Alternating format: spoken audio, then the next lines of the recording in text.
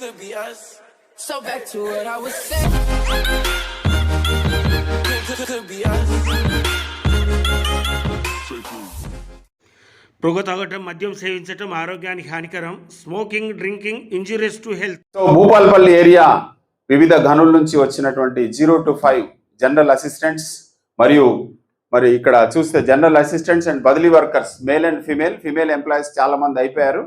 మరి 0 నుంచి 5 సంవత్సరాల ఎక్స్పీరియన్స్ ఉన్న మీకు ఈ ట్రైనింగ్ ని ఏర్పాటు చేయడం అయింది.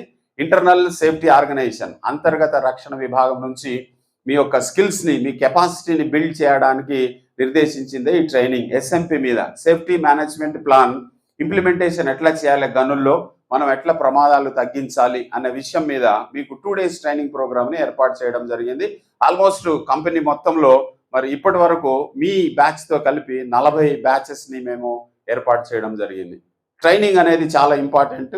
సో శిక్షణ అనేది ప్రతి ఒక్కరికి అవసరం. డిఫరెంట్ గా వివిధ శిక్షణలు ఇస్తూ ఉంటాం. మనము మరి మైనింగ్ లో ఎందుకు ట్రైనింగ్ ఎక్కువ ఇవ్వాలి అంటే, మైనింగ్ చాలా ప్రమాదకరమైనటువంటి ఇండస్ట్రీ, హజార్డస్ ఇండస్ట్రీ. సో మనం ప్రతిరోజు మరి నేచర్తో పోరాటం చేయాలి కదా. నేచర్ అంటే నార్మల్గా ఉన్నటువంటి, సమతుల్యంగా ఉన్నటువంటి స్థితిలో ఉన్నటువంటి మరి దానిలో మనం బొగ్గు తీయడానికి బ్లాస్టింగ్ చేయడము, మైన్స్ని తవ్వడం చేస్తూ ఉంటాం. సో భారతదేశపు గనులు పరిశ్రమను చూసినట్లయితే భారతదేశపు గనుల్లో చాలా మరి డిజాస్టర్స్ జరిగినాయి. డిజాస్టర్ అంటే 10 మంది అంతకంటే ఎక్కువ మంది చనిపోతే దాన్ని డిజాస్టర్ అంటూ ఉంటారు. మైనింగ్లో చాలా రకరకాల ప్రమాదాలు జరగవచ్చు. మీకు నేను ఇచ్చాము అన్సేఫ్ కండిషన్స్, అంటే రక్షణకరంగా లేని పరిస్థితులు ఉంటాయి, అన్సేఫ్ కండిషన్స్. తర్వాత రక్షణకరంగా లేని అలవాట్లు ఉంటాయి, అన్సేఫ్ యాక్ట్స్ లేకపోతే అన్సేఫ్ ప్రాక్టీసెస్ అంటారు దాన్ని. తర్వాత నియర్ మిస్సెస్, దాన్నే డేంజరస్ అక్కరెన్సెస్ అని కూడా అంటారు, అంటే త్రుటిలో తప్పిన ప్రమాదం. ఇక్కడ దాకా ఇంజురీస్ ఏం కావు. నెక్స్ట్ ఇంజురీస్ అయ్యే యాక్సిడెంట్స్ ఉంటాయి. వాటిని ఇంజురీస్ ఏంటంటే మైనర్ ఇంజురీస్ అంటారు దాన్ని. అంటే ఒక వ్యక్తికి దెబ్బ తగులుద్ది, 24 hours డ్యూటీకి వచ్చేస్తాడు ఆయన, దాన్ని మైనర్ ఇంజురీ అంటారు. తర్వాత రిపోర్టబుల్ ఇంజురీస్ అంటారు. రిపోర్టబుల్ ఇంజురీస్ అంటే ఒక వ్యక్తికి దెబ్బ తగులుద్ది, 72 hours ఆర్ మోర్ ఆయన డ్యూటీకి రాలేడు, కొన్ని స్టిచెస్ పడతాయి. సో అతని దాన్ని రిపోర్టబుల్ ఇంజురీ అంటారు. సీరియస్ బాడీలీ ఇంజురీ అంటారు. సీరియస్ బాడీలీ ఇంజురీ అంటే any fracture of any bone in the body. Smallest bone ఏంటంటే మన చేతుల్లో చిటికిన వేలలో ఉండే బోన్, స్మాలెస్ట్ బోన్ మెటాకార్పల్ అంటారు. మరి వేళ్లలో మన కాల్లో ఉండేటువంటి చిటికిన వేల్లో ఉండే బోను మెటాటార్సల్ అంటారు. ఇది ఫ్రాక్చర్ అయినా అది సీరియస్ బాడీలీ ఇంజురీ అంటారు. ఒకవేళ లాస్ ఆఫ్ సైట్ పోతే కూడా serious bodily injury. Loss of hearing, లేకపోతే ఒక లింబ్, ఏదైనా ఒక అవయవం పోయినా కానీ అది సీరియస్ బాడీలీ ఇంజురీ అంటారు. మరి ప్రాణం పోయే యాక్సిడెంట్, ప్రాణాంతక ప్రమాదం అంటారు, అంటే ఫ్యాటల్ ఇంజురీస్ అంటారు. దాని తర్వాత ఇవన్నీ కలిపి కూడా మిక్స్డ్ యాక్సిడెంట్స్ కూడా జరగవచ్చు. కొన్ని ప్రమాదాల్లో ఫ్యాటల్ యాక్సిడెంట్, తర్వాత సీరియస్ బాడీలీ ఇంజురీ కావచ్చు, రిపోర్టబుల్ ఇంజురీ కావచ్చు, మైనర్ ఇంజురీస్ కూడా కావచ్చు. దాన్నే మిక్స్డ్ యాక్సిడెంట్ అంటారు. ఓకేనా? ఇవన్నీ మరి చట్టంలో రాసి పెట్టారు. సో ఈ యాక్సిడెంట్స్ మైనింగ్లో జరుగుతున్నాయి కాబట్టి ఈ మైనింగ్లో జరిగేటువంటి ప్రమాదాలని మనము నివారించాలి. ప్రమాదాలను నివారించడానికి తయారు చేసుకుందే safety management plan. Safety management system అని ప్రపంచం మొత్తముగా ప్రమాదాలను నివారించడానికి తయారు చేసిందే సేఫ్టీ మేనేజ్మెంట్ సిస్టమ్. దీని యొక్క ఉద్దేశం ఏంటంటే zero harm. Safety management system తయారు చేసేది దేనికండి? జీరో హార్మ్ అంటే అక్కడ కనపడుతుంది పిక్చర్లో, మరి చుట్టుపక్కల ఉన్న పరిసరాలకు కానీ, దాని మీద పనిచేసేటువంటి ఎక్విప్మెంట్ కానీ, అందులో దానిపై పనిచేస్తున్న వ్యక్తులకు కానీ, లేకపోతే దాని చుట్టుపక్కల ఉన్న వ్యక్తులకు కానీ ఎటువంటి ప్రమాదము జరగకూడదు, గాయాలు కూడా కాకూడదు, అనారోగ్యం కూడా రాకూడదు. దీన్నే జీరో హార్మ్ అని మనం అంటున్నాం. ఓకే, మరి మైనింగ్లో చూస్తే, చరిత్రను చూస్తే చాలా కష్టతరమైన, ఇబ్బందికరమైన పరిస్థితుల్లో మైనింగ్ని ప్రారంభం చేశారు. మీరు చరిత్రనంతా చదివితే మొట్టమొదటిగా మరి అనేక మెటల్స్ కనుక్కున్నారు. మెటల్స్ కనుక్కున్న తర్వాత మెటల్స్ని వేడి చేయడం చూశారు. సో వేడి చేయాలంటే ఎట్లా చేయాలి? మరి కట్టెని మరి వేడి చేసి మండించి దాన్ని బొగ్గుని తయారు చేసి మరి వేడి చేయడం స్టార్ట్ చేశారు. మరి చరిత్రను గమనిస్తే ఒక స్టేజ్లో గ్రేట్ బ్రిటన్, అమెరికా, మరి గ్రేట్ బ్రిటన్ అంటే బ్రిటిష్, ఇంగ్లాండ్లో అడవులు దాదాపు చాలా నరికేశారు. కారణం ఏంటి? కట్టె బొగ్గు తయారు చేయాలి, మండించాలి, దాన్ని ఎనర్జీగా వాడాలి. సో దానికోసము చాలా అడవులన్నీ నరికేసేసరికి ఆల్మోస్ట్ 75% అడవులన్నీ నరికేస్తూ ఉన్నారు. అప్పుడు ఆలోచించారు, అరే అడవులు నరికేస్తే ఎట్లా, పర్యావరణాన్ని పాడు చేయకూడదు. కానీ అప్పుడు ఆ సందర్భంలోనే స్టీమ్ ఇంజిన్ కనిపెట్టడము, తర్వాత బొగ్గుని కనిపెట్టడము, ఇవన్నీ జరిగినాయి. సో బొగ్గుని తీయడానికి ఒక ప్రధానమైన ఇంధనంగా వాడుతూ ఉన్నారు. ఇప్పటికీ కూడా మన భారతదేశంలో దాదాపు 70% కోల్ ఏమైతే ఉందో తీస్తున్నామో అది థర్మల్ పవర్ని జనరేట్ చేయడానికి యూజ్ చేస్తున్నాం. ఓకేనా? సో కోల్ యొక్క అవసరత చాలా ఉంది. సో దానికోసమనే మనం చాలా రకాలైనటువంటి మరి సాంకేతిక నైపుణ్యాలు, రకరకాల పద్ధతులు, సిస్టమ్స్ పెట్టుకొని దాన్ని ఇంప్రూవ్ చేసుకుంటా బొగ్గు పరిశ్రమల్ని మనము మరి ముందుకు తీసుకెళ్తా ఉన్నాం. మన భారతదేశ మైనింగ్ పరిశ్రమలో చూసినట్లయితే చాలా డిజాస్టర్స్ జరిగినాయి. చూసారు కదా, ఇక్కడ ఫైర్ ఎక్స్ప్లోజన్ జరిగింది, ఇక్కడ నీళ్ళు వచ్చి మునిగిపోయింది, ఇక్కడ రకరకాలుగా గ్యాసెస్ వల్ల ఇలాగా చాలా రకరకాల ప్రమాదాలు జరిగినాయి అన్నమాట. ఇక్కడ చూస్తే మరి మైనింగ్ లో ప్రమాదాల్లో ఎంతమంది చనిపోయారు, చాలా ఎక్కువ మంది చనిపోతా ఉన్నారు మైనింగ్ ప్రమాదాల్లో. ఈ అన్ని ప్రమాదాలు మైనింగ్ ప్రమాదాల్లో చూస్తే ఇక్కడ చూడండి, మరి భారతదేశంలో జరిగిన మైనింగ్ ప్రమాదాలు అన్ని చూస్తే మైన్స్ లో జరిగినాయి. ఇక్కడ చూడండి, రూఫ్ ఫాల్, ఇనండేషన్, ఎక్స్ప్లోజన్, రెడ్లు వేసినాయి. ఏంటంటే ఇవన్నీ మనుషులు చనిపోయిన సంఖ్య 175 మంది చచ్చిపోయారు ఎక్స్ప్లోజన్ అయ్యి. ఫైర్ డ్యాంప్ ఎక్స్ప్లోజన్ అయింది, 175 మంది చచ్చిపోయారు. ఇక్కడ ధోరి అనే మైన్లో 1965లో 265 మంది చచ్చిపోయారు, కోల్ డస్ట్ ఎక్స్ప్లోజన్ అయింది. ఇక్కడ చెస్నాల అనేటువంటి ఒక మైన్లో మరి ఇనండేషన్ జరిగి 375 మంది చచ్చిపోయారు. దీన్నే కాలాపత్తర్ దాన్ని ఆధారంగా చేసుకుని ఒక పిక్చర్ కూడా తీయడం జరిగింది. మరి సింగరేణి చూస్తే, మరి సింగరేణిలో 16/6/2003లో గోదావరి కని 7 LEPలో 17 మంది చనిపోవడం జరిగింది. కారణం ఏంటంటే ఇనండేషన్, నీళ్ళు వచ్చి వాటర్లో మునిగిపోయి దాదాపు 17 మంది చనిపోయారు. తర్వాత సేమ్ అది 1610 అదే సంవత్సరంలో 2003లో GDK ATA ఇంక్లైన్లో 10 మంది మ్యాసివ్ రూఫ్ ఫాల్ అయి చనిపోయారు. వీటిని ట్విన్ డిజాస్టర్స్ అంటారు. సింగరేణిలో 10 మంది అంతకంటే ఎక్కువ మంది చనిపోతే దాన్ని ఆ యాక్సిడెంట్ని, ఆ ప్రమాదాన్ని డిజాస్టర్ అంటారు. డిజాస్టర్, ట్విన్ డిజాస్టర్స్ సింగరేణి కాలేజ్లో అయినాయి. ఇంకా వేరే మరి గనుల్లో కూడా జరిగినాయి, రూఫ్ అండ్ సైడ్స్ అన్నమాట. ఇక్కడ చూసారా, సెంట్రల్ సుమిద ఇనండేషన్లో 14 మంది చనిపోయారు. ఇక్కడ explosion, so OB dump, Lal Mitti అనే మైన్లో ఓబీ డంప్ ఫెయిల్ అయ్యి 18 మంది చనిపోయారు. ఇలాగా రకరకాల డిజాస్టర్స్ జరుగుతున్నాయి. వాటిని నివారించాల్సిన అవసరం మనకు ఉంది. కాబట్టి మనము మరి కొత్తగా వచ్చినటువంటి సాంకేతిక మరి పురోగతిని తీసుకొని ఆస్ట్రేలియా వాళ్ళు, ఇంకా ప్రపంచంలో చాలా దేశాలు తయారు చేసినటువంటి సేఫ్టీ మేనేజ్మెంట్ సిస్టమ్ SMS అనే దాన్ని ఆధారంగా చేసుకొని సేఫ్టీ మేనేజ్మెంట్ ప్లాన్ తయారు చేయడం జరిగింది. సో ఈరోజు చూసినట్లయితే మనం రూఫ్ అండ్ సైట్స్ గురించి ఒకటి మరి చూద్దాం. రూఫ్ అండ్ సైట్స్ గురించి మనం చూసినట్లయితే రూఫ్ అండ్ సైట్స్ ప్రమాదాలు మరి ఇక్కడ చూస్తే, ఇక్కడ చూడండి, ఈ ఎల్లోలో వేసినటువంటి కలర్లో ఈ రూఫ్ అండ్ సైట్స్ ప్రమాదాలు, చాలా ప్రమాదాలు, ఎక్స్ప్లోజన్స్, ఇవి గ్యాసెస్ వల్ల, తర్వాత ఇనండేషన్ వల్ల. ఎక్కువ మంది దేనితో చనిపోతున్నారంటే ఎక్స్ప్లోజన్స్, ఇనండేషను, తర్వాత రూఫ్ అండ్ సైట్స్. సో మీకు మైన్స్ మీద రాసి పెట్టి ఉంటుంది test and dress roof and sides అని ఉందా, చాలా పెడతా ఉంటారు కదా, test and dress roof and sides. ఇప్పటికీ బొగ్గు గనుల్లో రూఫ్ అండ్ సైట్స్ అనేది చాలా ప్రమాదకరమైనటువంటి మరి పరిస్థితిగా ఉంటా ఉంది. దీన్ని మనము మరి అడ్రస్ చేయాల్సిన అవసరం ఉంది. ఇక్కడ చూస్తే కొన్ని మరి స్టాటిస్టిక్స్ చూస్తే, ఇక్కడ స్టాటిస్టిక్స్ చెప్తా నేను. మన సింగరేణి కాలనీస్లో జరిగినటువంటి లాస్ట్ 15 సంవత్సరాల నుంచి మరి సింగరేణి కాలనీస్లో స్టాటిస్టిక్స్ చూస్తే, ఫాల్ ఆఫ్ రూఫ్ మొత్తం సింగరేణి కాలనీస్లో 1వ జనవరి 2010 నుంచి 31వ డిసెంబర్ 2025 వరకు చూస్తే ఎన్ని సంవత్సరాలు, 15 సంవత్సరాలని స్టాటిస్టిక్స్ చూస్తే, యాక్సిడెంట్ స్టాటిస్టిక్స్ చూస్తే మొత్తము ఫ్యాటల్ యాక్సిడెంట్స్ 63 అయినాయి. Fatal accidents ఎన్నైనాయి? 63 యాక్సిడెంట్స్లో 76 మంది చనిపోయారు. తిరిగి సీరియస్ యాక్సిడెంట్స్ 2562 అయినాయి. 2562 సీరియస్ యాక్సిడెంట్స్ అయితే 2603 మంది గాయపడ్డారు, సీరియస్ గాయాలైన వాళ్ళకి. రిపోర్టబుల్ యాక్సిడెంట్స్ 4526 అయితే 4596 మందికి గాయాలు జరిగినాయి. సో చాలా ఎక్కువ ఉంది రేటింగ్. వీటిలో చూస్తే roof and sides, fall of roof and fall of sides చూస్తే, ఫాల్ ఆఫ్ రూఫ్లో 16 మంది చనిపోయారు. 16 యాక్సిడెంట్స్ అయితే 24 మంది చనిపోయారు. తిరిగి ఫాల్ ఆఫ్ సైట్స్లో 11 మంది చనిపోయారు. 11 యాక్సిడెంట్స్ అయితే 13 మందికి మరి ప్రాణాలు కోల్పోయారు. సీరియస్ యాక్సిడెంట్స్లో 119 మందికి దెబ్బలు తగిలినాయి. 274 మందికి దెబ్బలు. రిపోర్టబుల్ యాక్సిడెంట్స్ అయితే 293 మందికి గాయాలైనాయి. దేనివల్ల? Fall of roof, fall of sides. దీని తర్వాత రోప్ హాలేజ్, ఇంకొకటి రెండో ప్రమాదకరమైనటువంటి యాక్సిడెంట్స్, ఎక్కువ ప్రమాదకరమైనటువంటి పరిస్థితి, ప్రమాదకరమైనటువంటి యాక్టివిటీ ఏంటంటే రోప్ హాలేజ్. రోప్ హాలేజ్లో కూడా 11 మంది చనిపోయారు. దాదాపు 417 మందికి సీరియస్ ఇంజురీస్ అయినాయి.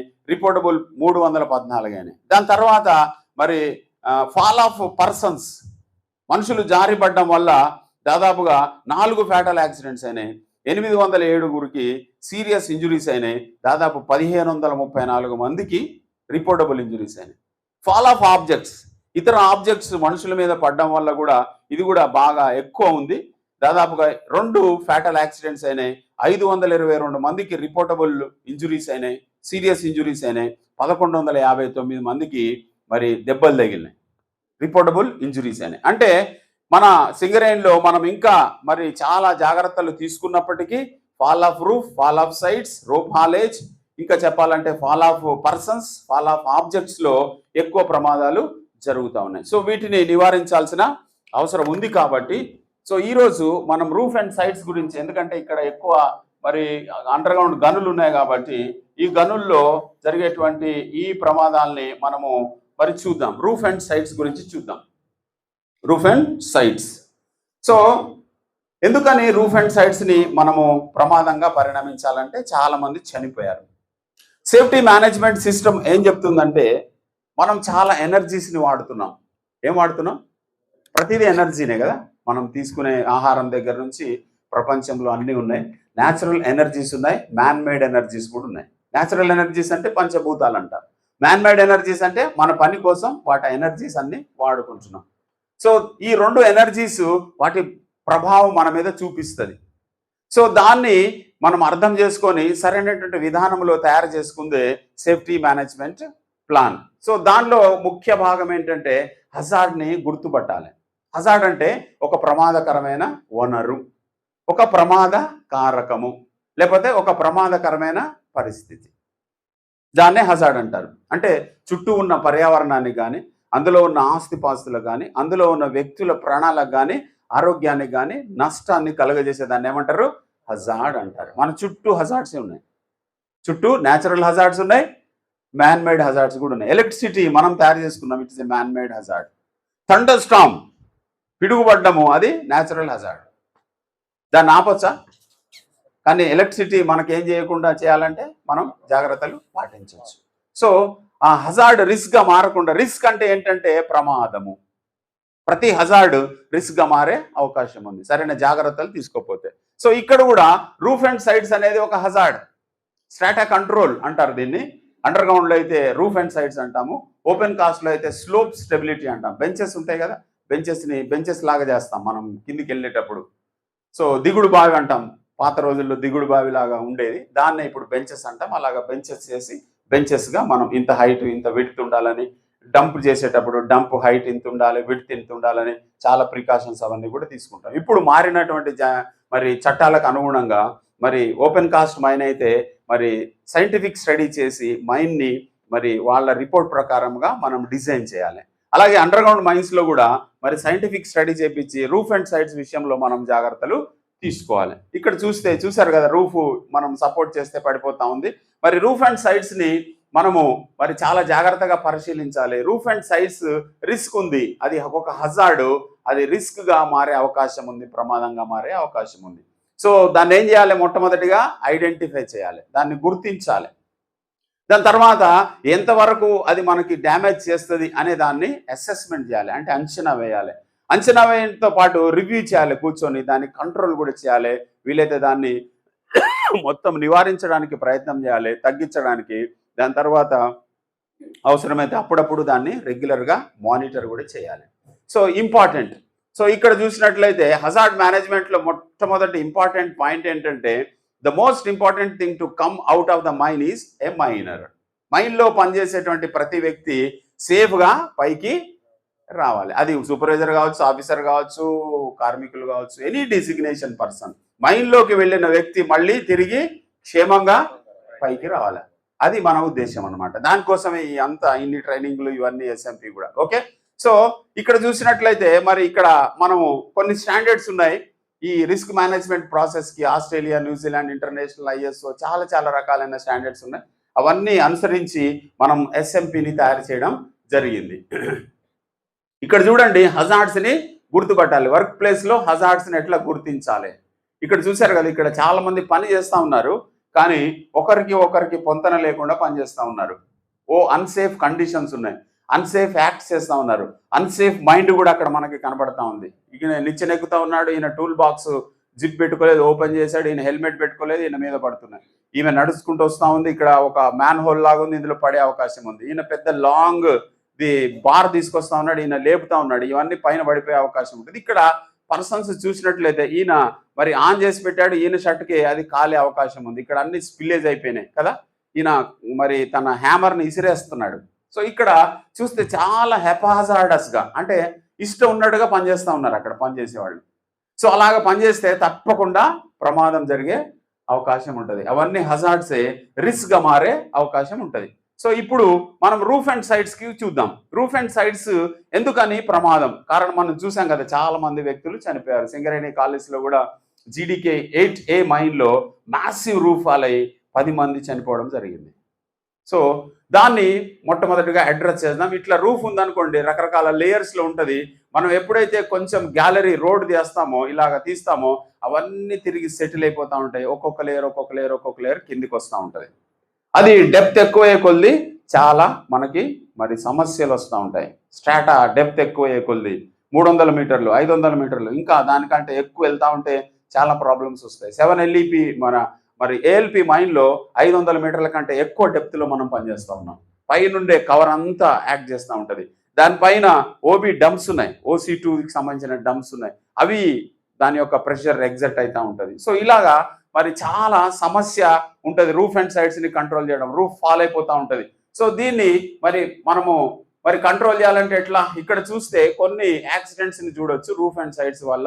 ఇంతమంది చనిపోయారు. ఇక్కడ చూశారు కదా, 12 మంది, 14, 11, 16, 6, జీడీకే 10A 8Aలో 10 మంది చనిపోవడం జరిగింది. మొన్న లాల్ మిటియా మైన్ అని 2016లో 23 మంది చనిపోయారు. ఓపెన్ కాస్ట్లో కూడా జాగ్రత్తలు తీసుకోకపోతే స్లోప్ కిందికి పడిపోతుంది. OB డంప్ కూలిపోయి దాదాపు 23 మంది బరి అయిపోయారు. చాలా మందిని తీయలేకపోయారు. మిషన్స్ని వాటన్నిటిని కూడా మట్టిలో కూరుకొని పోయాయి. ఓకేనా? సో మనము ఇప్పుడు అండర్ గ్రౌండ్ చూద్దాం. మన ఓపెన్ కాస్ట్ కాదు కానీ అండర్ గ్రౌండ్ చూస్తే మరి రూఫ్ అండ్ సైడ్స్లో ఇక్కడ చూసారా, జీడీకే 8Aలో జరిగింది 17/10/2003లో మరి 1 గంటకి, అంటే నైట్ షిఫ్ట్లో జరిగింది. 16వ తారీఖు నైట్ షిఫ్ట్లో ఆల్మోస్ట్ 10 మంది చనిపోయారు. అప్పుడు ఆంధ్రప్రదేశే ఉండేది, తెలంగాణ కాదు ప్రస్తుతం. సో ఆ యాక్సిడెంట్ అయిన తర్వాత చాలా మార్పులు చేర్పులు చేయడము, మరి రూఫ్ ఫాల్ యాక్సిడెంట్ని కంట్రోల్ చేయడానికి చాలా ప్రయత్నాలు జరిగినాయి. ఇక్కడ కూడా మనం చూస్తే శాంతికనిలో ఫ్యాటల్ ప్రమాదం జరిగింది.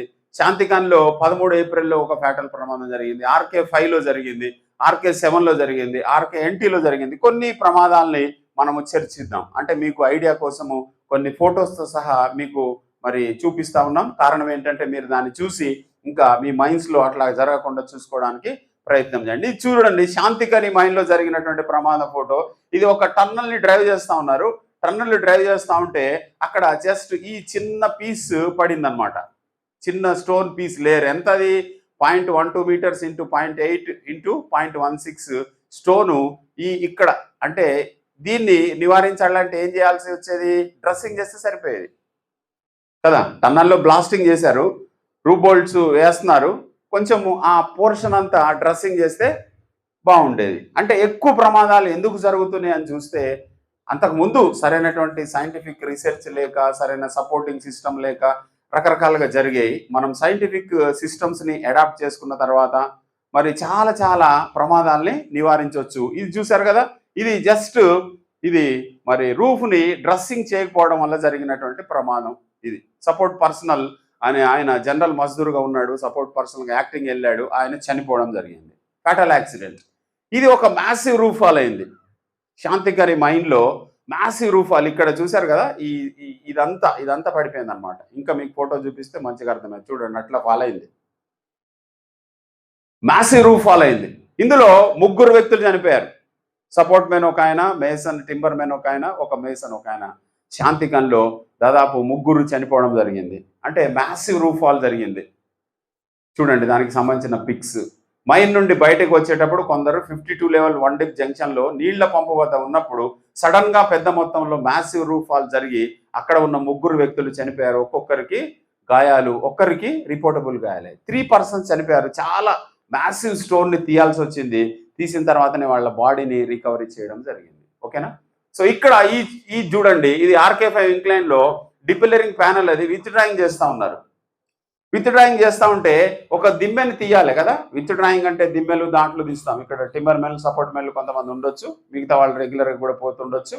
ఓకే, ఆ సపోర్టింగ్ విత్ డ్రా చేయాలి. విత్ డ్రా చేసేటప్పుడు చాలా జాగ్రత్తగా చేయాలి. ఒకవేళ బాగా లోడ్ ఉంటే దాన్ని విత్ డ్రా చేయొద్దు. బాగా లోడ్ ఉంది, లోడ్ కూర్చుంది దాన్ని, అప్పుడు విత్ డ్రా చేయకూడదు. అవసరమైతే 2-3 ఉళ్ళు బాటంలో వేసి విత్ డ్రాయింగ్ అప్పుడు బ్లాస్ట్ చేసేయాలి కదా.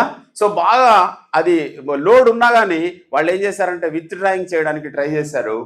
అంతేకాకుండా విత్ డ్రాయింగ్ చేసేటప్పుడు ఒక పెద్ద మరి సిల్విస్టర్ జాక్ అంటారు, పెద్దగా పొడుగ్గా చైన్ ఉంటుంది, దాన్ని పెట్టి మరి చాలా దూరం నుంచి చేయాలి. అట్లా చేయకుండా దగ్గర నుంచే గొడ్డలతో కొడితే ప్రమాదం కదా, దగ్గరే ఉంటాడు మనిషి. అట్లాగా ఈ స్టోను అతని మీద పడిపోయింది. ఇగో ఇక్కడ బోర్డు పెట్టాం చూసారా, అక్కడ బాడీ ఉందన్నమాట. ఓకే, RK5 ఇంక్లైన్లో ఈ అన్ని రియల్ ఫొటోస్, అక్కడ తీసిన ఫొటోసే. ఈ స్టోన్ రూప్ బోల్ట్తో సహా ఈ బ్లాక్ పడిపోతే ఆ వ్యక్తి అక్కడ చనిపోవడం జరిగింది దాని కింద. ఇది RK5లో. ఇంకా చూసినట్లయితే RK7 అనే మైన్లో వీళ్ళు మరి రోప్స్ కోసము, బ్యారికేడ్ కోసం హోల్స్ కోస్తూ ఉన్నారు.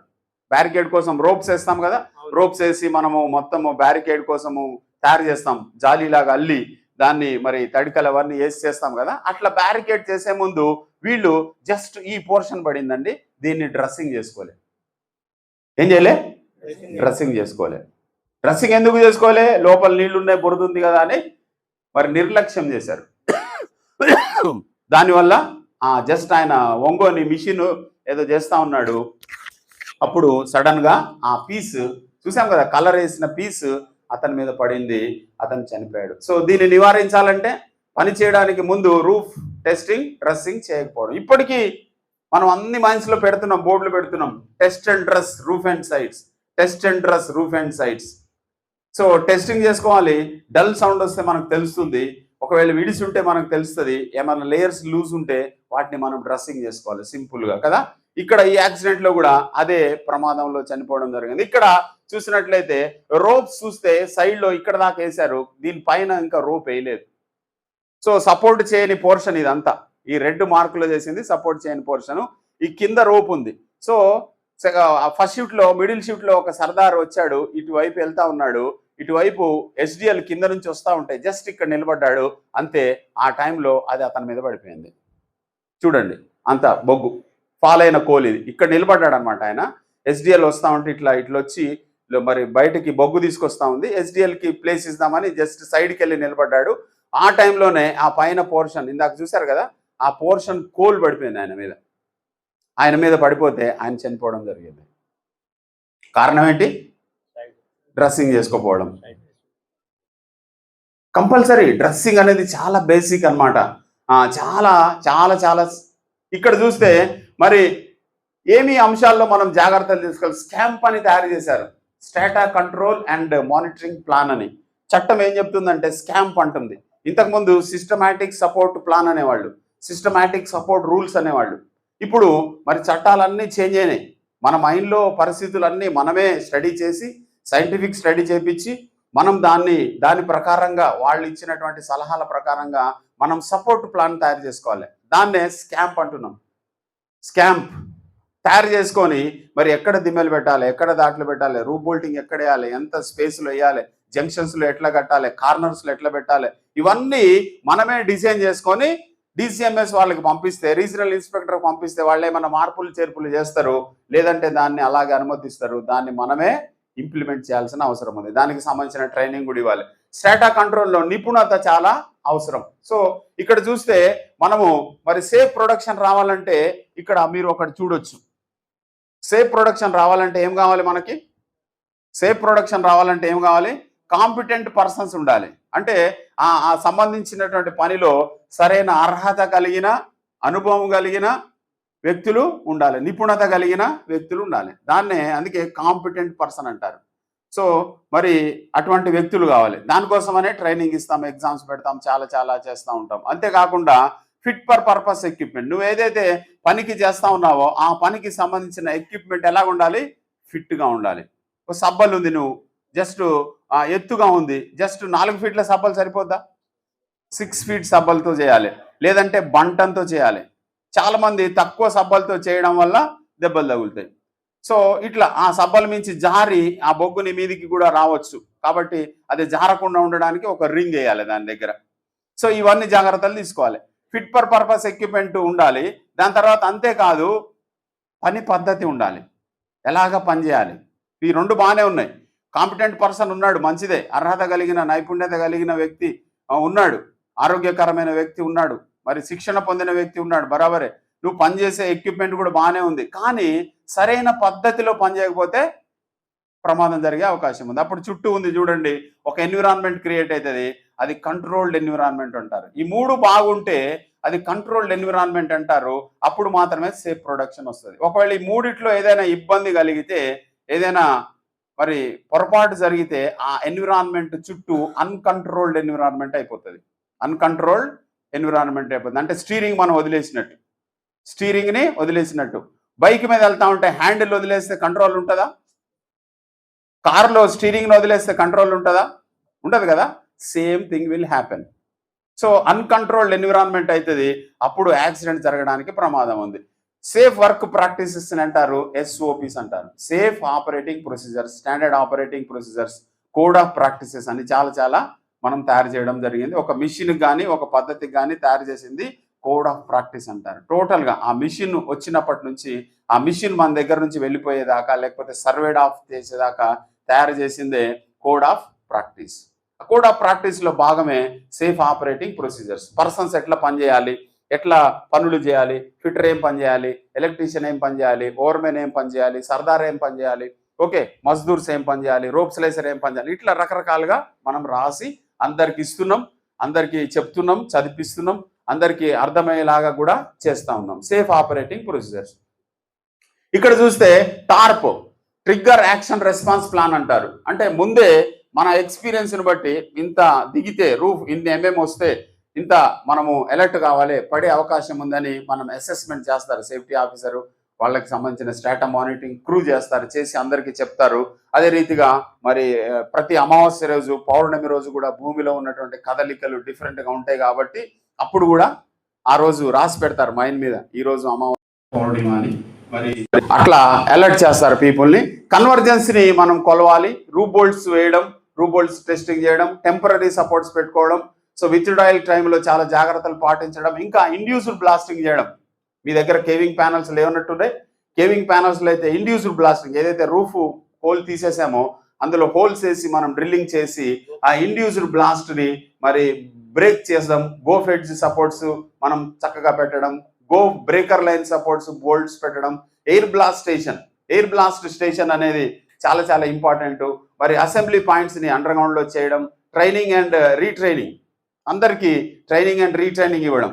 సో సపోర్ట్ మెన్కి, కోల్ కట్టర్స్కి ప్రతి సంవత్సరం కూడా ట్రైనింగ్ ఇస్తూ ఉన్నాం. ఎందుకంటే వాళ్ళు మర్చిపోయే అవకాశం ఉంది కాబట్టి వాళ్ళకి అందరికీ కూడా ట్రైనింగ్ ఇవ్వడం జరుగుతూ ఉంది. ఇలాగా మనము అన్ని చేయడం ద్వారా ఈ ప్రమాదాలని అరికట్టడానికి అవకాశం ఉంది. చాలా రకాలైనటువంటి సిస్టమ్స్ అన్ని చేంజ్ అయినాయి. ఇప్పుడు చాలా బోల్టింగ్ వచ్చినాయి, కేబుల్ బోల్ట్స్ వచ్చినాయి, స్పైరల్, రకరకాల బోల్ట్స్. ఈ పిక్చర్స్లో ఉన్న బోల్ట్స్ అన్ని రకరకాలుగా. ఇప్పుడు ఒకవేళ లాంగ్ వాల్ మైనింగ్ అయితే మిషన్తో కట్ అయిపోయే బోల్ట్ అనమాట అది, ఓకేనా.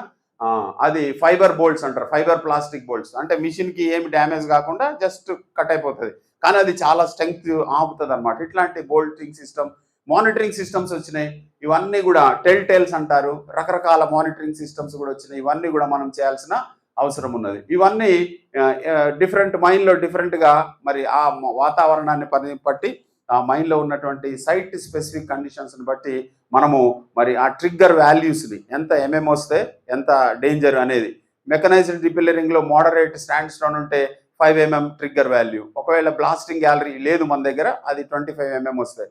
కన్వెన్షనల్ డిపిల్లరింగ్లో కాంపిటెంట్ స్టాండ్ స్టోన్ ఉంటే 5 mm వస్తే అది ట్రిగ్గర్ వాల్యూ. మెకనైజ్డ్ డిపిల్లరింగ్లో కార్బోనేషియస్ షేల్ ఉంటే ఇంత.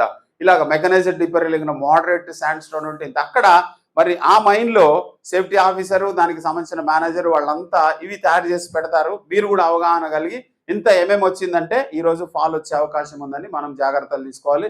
తర్వాత గో ఫెడ్జ్ సపోర్ట్స్ అన్ని కూడా చాలా జాగ్రత్తగా చేయాలి. ఇక్కడ చూసినట్లయితే ప్రమాదాలు, స్ట్రాటా కంట్రోల్ ప్రమాదాలు నివారించడానికి ఏం చేయాలంటే జియోలాజికల్, జియోటెక్నికల్ ఫీచర్స్.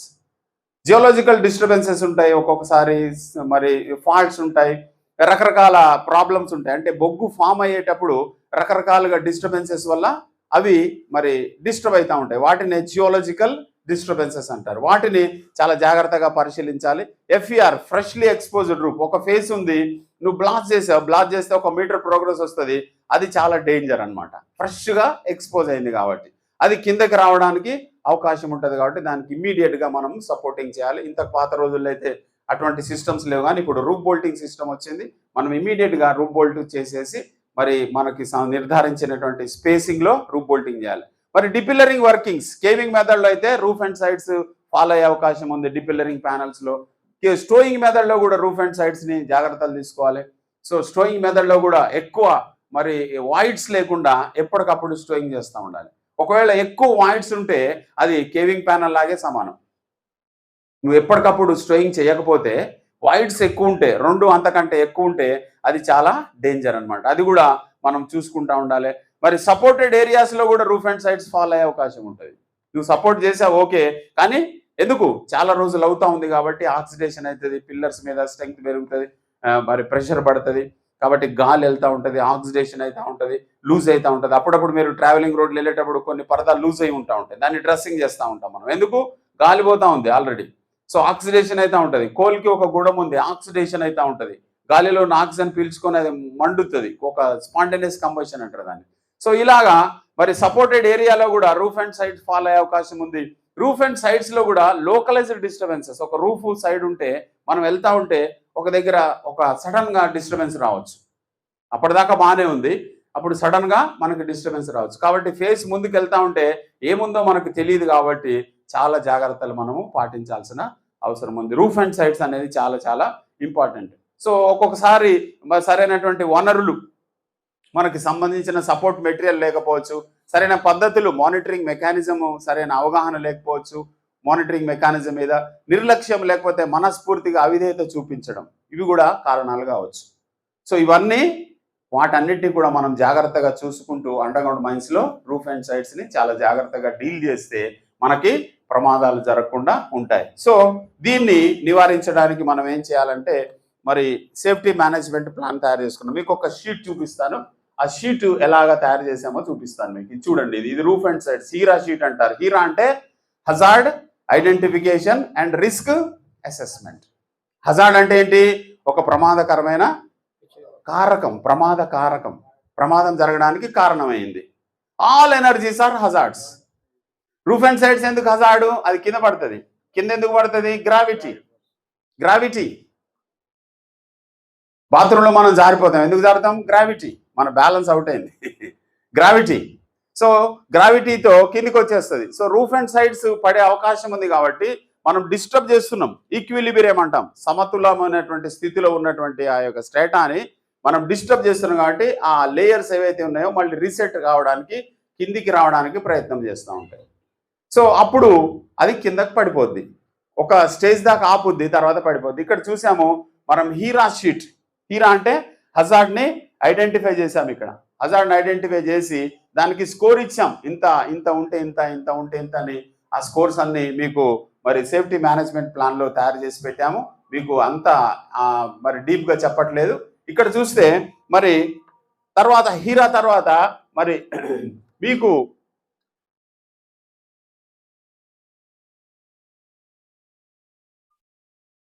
ఇవన్నీ మనము హీరా చేసాం, అంటే ముందు హజార్డ్ ఐడెంటిఫై చేసాం, తర్వాత కంట్రోల్ ప్లాన్. దీన్ని ఏం చేయాలి? మనం హజార్డ్ని రిస్క్గా మారకుండా ఉండాలంటే ఏం చేయాలి? మధ్యలో కంట్రోల్ పెట్టాలి. ఒక హజార్డ్ ఉంది, ఒక ప్రమాద కారకం ఉంది, ఒక ప్రమాదం జరిగే పరిస్థితి ఉంది. దాన్ని ప్రమాదంగా మారకుండా చేయడానికి మధ్యలో ఏం పెట్టాలి? Control plan. మధ్యలో అడ్డం పెట్టాలి. ఆ కంట్రోల్ ప్లానే ఎస్ఓపి లేకపోతే సిఓపి. బైక్ ఉంది, బైక్లో చాలా ఎనర్జీస్ వాడుతున్నారు కదా మీరు. బైక్ ఉంది కదా, బైక్లో ట్యాంక్ ఉంది, ట్యాంకులో ఏముంది? పెట్రోల్ ఉంది. తర్వాత మెకానికల్ ఎనర్జీ ఉంది కదా, గేర్లు మీరు మారుస్తూ ఉన్నారు. ఎలక్ట్రిసిటీ ఉంది, బ్యాటరీ ఉంది, లైట్స్ వేస్తున్నారు, మీరు హార్న్ వాడుతున్నారు. అక్కడ ఏముంది? ఎలక్ట్రిసిటీని మీరు వాడుతూ ఉన్నారు. అది కూడా ఎనర్జీయే కదా. Electricity is also energy. టైర్లు ఉన్నాయి, టైర్లు ఏముంది? గాలి ఉంది, అది కూడా ఎనర్జీయే కదా. ఈ ఎనర్జీలు అన్నీ ఉన్నాయి బైక్లో. సో బైక్ హజార్డా రిస్కా? హజార్డ్. Bike hazard. రిస్క్ ఎందుకు? రిస్క్ ఏం కావచ్చు? నువ్వు ఎక్కావు కదా దాని మీద, నువ్వు దాని మీదకి ఎక్కావు కాబట్టి అది నువ్వు కన్సల్ట్ చేసుకోవాలి, చాలా జాగ్రత్తగా చేయాలి. సో ఎక్స్పోజర్ అయ్యావు నువ్వు. ఒకరు ఎక్కితే ఒకరు ఎక్స్పోజర్ అయ్యారు, ఇద్దరు ఎక్కితే ఇద్దరు, ముగ్గురు ఎక్కితే ముగ్గురు. అదే బస్సు అయితే ఎంతమంది ఎక్స్పోజర్ అవుతారు? చాలా మంది ఎక్స్పోజర్ అవుతారు. ఒక మ్యాన్ రైడింగ్ ఉంది, మ్యాన్ రైడింగ్లో ఎంతమంది ఎక్స్పోజర్ అవుతారు? చాలా మంది ఎక్స్పోజర్ అవుతారు. ఒక విమానం ఉంది, విమానంలో ఎంతమంది ఎక్స్పోజర్ అవుతారు? చాలా మంది ఎక్స్పోజర్ అవుతారు. సో ఒక హజార్డ్ రిస్క్గా మారే అవకాశం ఉంది. దాన్ని ఎలాగ క్యాలిక్యులేట్ చేస్తారంటే ఎంతమంది మనుషులు దాని ప్రభావానికి లోన్ అవుతున్నారు, దానికి ఎక్స్పోజర్ అవుతున్నారు. అంతేకాకుండా అది ఏం చేస్తుంది? మనకి టైర్ పగిలింది అనుకోండి సడన్గా స్పీడ్లో, ఏం జరుగుద్ది? ఓకేనా? క్లచ్ వైర్ తెగిపోయింది, బ్రేక్ వైర్ తెగిపోయింది, అప్పుడు ఏం జరుగుద్ది? మనకు తెలిసి ఇవన్నీ కాన్సిక్వెన్సెస్ అంటారు. అంటే అది ఎంతమంది ఎక్స్పోజర్ అవుతున్నారు, అది అలాగ జరిగితే ఏం జరుగుద్ది, కీడు ఏం చేస్తుంది, నష్టము గాయాలు ఏం జరుగుతుంది, దాని తర్వాత ఎప్పుడెప్పుడు జరగవచ్చు, ప్రాబబిలిటీ. వీటిని మనం చేస్తే వచ్చేదే రిస్క్ స్కోర్ అంటారు. సో రిస్క్ మరి కాకుండా ఉండడానికి మధ్యలో అడ్డం పెట్టేదే సిఓపి లేకపోతే ఎస్ఓపి. సో దీనికి సంబంధించిన కంట్రోల్ ప్లాన్ అనమాట. అది ఎవరెవరు ఏం చేయాలి, ఎస్ఓపి ఏం చేయాలి, ఎవరు బాధ్యులు, ఇంప్లిమెంటర్ అండ్ మానిటర్ అంటారు. మీకు ఒక చిన్న వీడియో చూపిస్తాను. ఆ వీడియో చూపిస్తున్న తర్వాత మనం మరి స్టాటాకి సంబంధించిన కంట్రోల్, ఇక్కడ ఇంప్లిమెంటర్ మానిటర్ ఇద్దరు ఉన్నారు కదా, పేర్లు రాశారు చూసారా. ఇక్కడ ఇంప్లిమెంటర్ ఎవరైతే దాన్ని అమలు పరచాల్సిన వ్యక్తి ఉన్నారో ఆయన దాన్ని ఇంప్లిమెంట్ చేయాలి, పేరుతో సహా రాయాలి. అదే చెప్తుంది చట్టం అనమాట. మానిటరింగ్ ఎవరు వాళ్ళు అమలు పరుస్తున్నారో లేదని చూడాలి. ఇట్లా ప్రతిదాన్ని మనం కంట్రోల్ ప్లాన్ అంటాం. దీన్ని control plan, strata control plan first తయారు చేసాం జీడీకి 5 ఇంక్లైన్ మోడల్గా.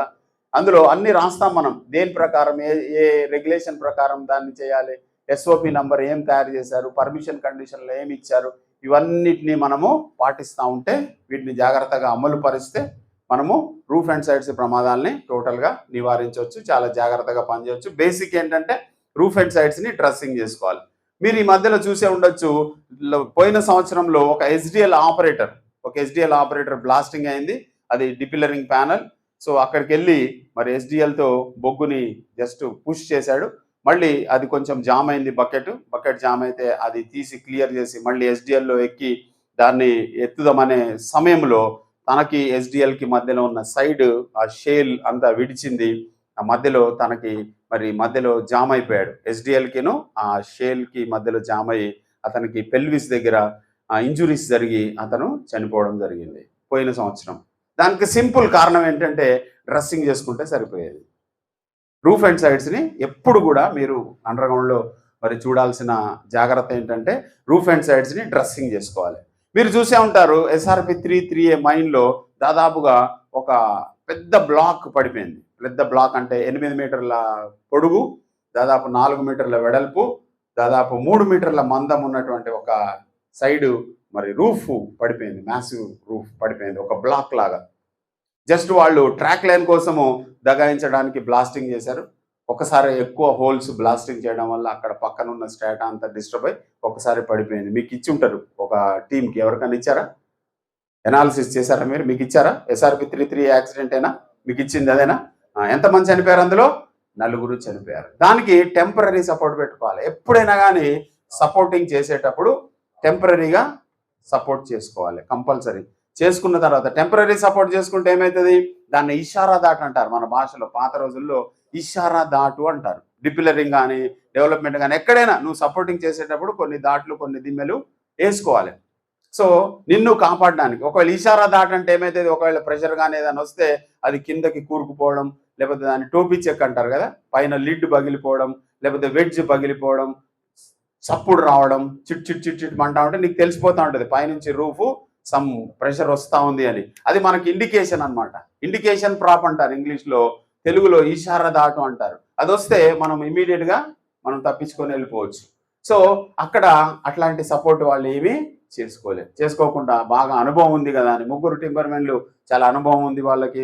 అందులో ఒక యంగ్స్టర్ ఉన్నాడు బదిలీ వర్కర్, 32 years ఆయన. వాళ్ళు నలుగురు దాని కింద బర్రీ కావడము జరిగింది. సో ఒకవేళ వాళ్ళు టెంపరీ సపోర్ట్ పెట్టుకుంటే అట్లీస్ట్ కొంతమంది అన్న ఇంజురీస్తో బయటపడే వాళ్ళు, వాళ్ళకి ఏమాత్రం సందు లేకుండా ఉంది. టెంపరీ సపోర్ట్ పెట్టుకుంటే రూఫ్ అంతా పడకుండా కొంచెం సందులాగా ఉండేది, అందులోంచి వాళ్ళు ఎస్కేప్ కావడానికి అవకాశం ఉండేది. అట్లాంటి ఏం అవకాశం లేకుండా మరి రూఫ్ డైరెక్ట్గా వాళ్ళ మీద పడిపోయేసరికి 8 మీటర్ల పొడవు, దాదాపు 4 మీటర్లు వెడల్పు, 3 మీటర్ల మందంతో ఆ స్టోన్ వాళ్ళ మీద పడిపోవడంతో వాళ్ళ ప్రమాదంలో మరణించడం జరిగింది. సో కాబట్టి ఇక్కడ భూపాలపల్లిలో ఉన్నటువంటి అండర్గ్రౌండ్ మైన్స్లో పనిచేసేటువంటి మీరు అందరూ కూడా మరి రూఫ్ అండ్ సైడ్స్ని చాలా జాగ్రత్తగా పరీక్షించుకోవాలి. మీ రూఫ్ అండ్ సైడ్స్ ఎలాగుందో చూసుకోవాలి. ఒకవేళ ఏమైనా ప్రాబ్లం ఉంటే మీ పైన సూపర్వైజర్స్కి, అధికారులకి చెప్పి మరి జాగ్రత్తగా దాన్ని సపోర్ట్ చేసుకున్న తర్వాత మాత్రమే చేయాలి. సో దాన్ని అలాగ చేసుకొని మరి మీరు ప్రమాదాలు నివారించి ప్రమాద రహిత సింగరేణిగా చేయాలని, మరి భూపాలపల్లి ఏరియాని ఒక మంచి సేఫ్టీ ఏరియాగా తీర్చిదిద్దాలని మీ అందరినీ కోరుతూ సో ఈ సెషన్ని ముగిస్తా ఉన్నాం. Thank you very much. Photo